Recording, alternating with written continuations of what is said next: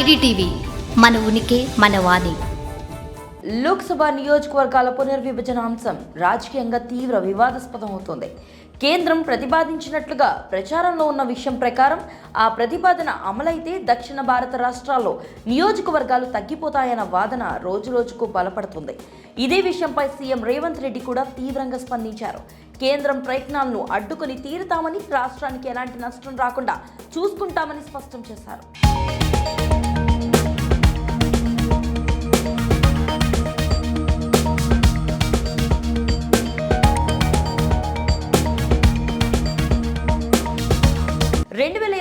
జనాభా లెక్కల ప్రకారం దేశంలో పార్లమెంట్ నియోజకవర్గాల పునర్విభజన జరిగితే దక్షిణ భారత రాష్ట్రాల ప్రాతినిధ్యం 24% నుంచి 19% పడిపోయే ప్రమాదం ఉంటుందని తెలంగాణ ముఖ్యమంత్రి రేవంత్ రెడ్డి స్పష్టం చేశారు.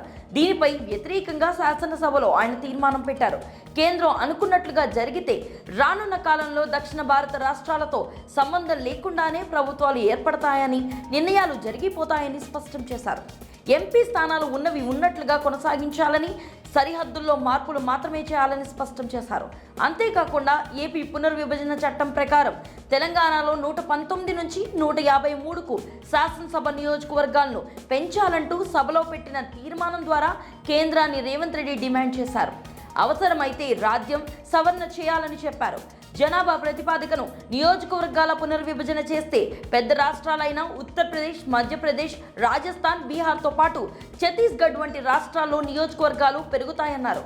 అదే సమయంలో దక్షిణ భారతదేశంలో 1.8%గానే ఉన్న జనాభా వృద్ధి రేటు కారణంగా ఇక్కడ నియోజకవర్గాలు ఖచ్చితంగా తగ్గిపోతాయన్నారు.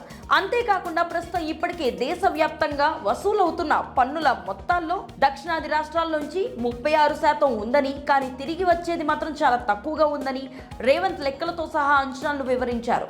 ఇప్పుడు కేంద్రం చెప్తున్నట్లుగా నియోజకవర్గాల పునర్విభజన అనేది జరిగితే మనకు కేంద్రం నుంచి రాబడి మరింత నష్టపోవాల్సి వస్తుందని ఆందోళన వ్యక్తం చేశారు.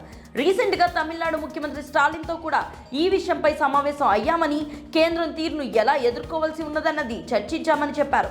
ఆంధ్రప్రదేశ్, కేరళ, కర్ణాటక రాష్ట్రాలు కూడా ఈ విషయంలో తగిన రీతిలో స్పందించాలని కోరారు. త్వరలో జానారెడ్డి, బట్టి విక్రమార్క, కేశవరావు వంటి సీనియర్లతో కూడిన కమిటీని ఈ విషయంపై ఏర్పాటు చేసి అధ్యయనం చేయిస్తున్నట్లుగా చెప్పారు. కేంద్రం వైఖరిని అడ్డుకోవాల్సిన అవసరం ఉందని, అవసరమైతే ఎందాకైనా వెళ్లి తేల్చుకోవాలని రేవంత్ డిసైడ్ అయినట్లుగా మాట్లాడారు.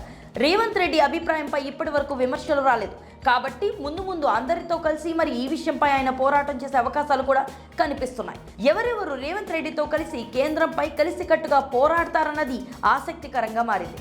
మరి నిజంగానే కేంద్రం ప్రతిపాదిస్తున్న నియోజకవర్గాల పునర్విభజనతో దక్షిణాది రాష్ట్రాలకు నష్టం జరిగే అవకాశం ఉందా? భవిష్యత్తులో ఈ వ్యవహారం రాజకీయ పోరాటంగానే మారే పరిస్థితులు ఏర్పడుతున్నాయా? ఈ విషయంపై మీ అభిప్రాయాన్ని కామెంట్ సెక్షన్లో తెలియజేయండి. స్టోరీ లైక్ చేసి షేర్ చేయండి. మరిన్ని ఇంట్రెస్టింగ్ అప్డేట్స్ కోసం ఐడిటీవీని సబ్స్క్రైబ్ చేసుకోండి.